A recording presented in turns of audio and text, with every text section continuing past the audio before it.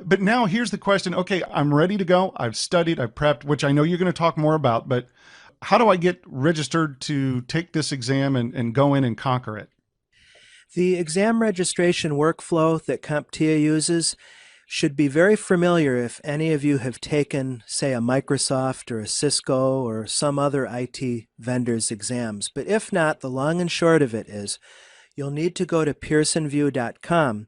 They're one of the two main IT certification exam registrars. Another one is Prometric, but for whatever reason, CompTIA is a Pearson VUE partner strictly. So you create a free user account with Pearson VUE, and then through the Pearson VUE website, you will purchase your CompTIA A Plus voucher. Remember, you'll need a voucher for 901 and 902.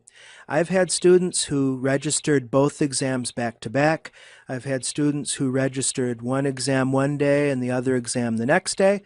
But probably the majority of the students that I've trained have done one exam and then taken time to ramp up for the second. There's no real timeline, but just know that the 3 years kicks in once you've passed the second exam. After you purchase that voucher code, your last step is to, again, through the Pearson VUE website, schedule your exam. The trick there is if you're not in a metropolitan area, you may have to drive a little bit because you need to physically go to a Pearson VUE testing center.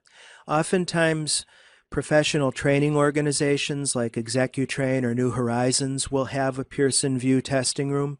Sometimes you'll find, let's see, colleges, universities, community colleges. The good news is you put in your zip code and the Pearson VUE website will give you a list of the nearest testing centers to where you are.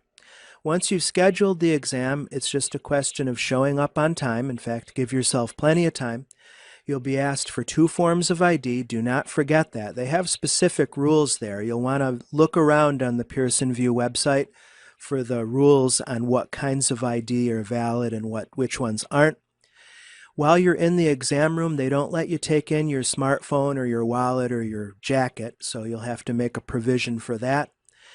You'll get a dry erase board and a marker to make notes if you want to, but other than that, you just sit down at the exam station and you go to town. And what's neat about it is that if you're into instant gratification like I am, you'll immediately receive your results, so there's no waiting period. In fact, you'll leave the Pearson VUE testing station with a preliminary certificate in hand. It'll be a score report that you can show your boss, you can show those whom you're interviewing with, you can show your family the good news.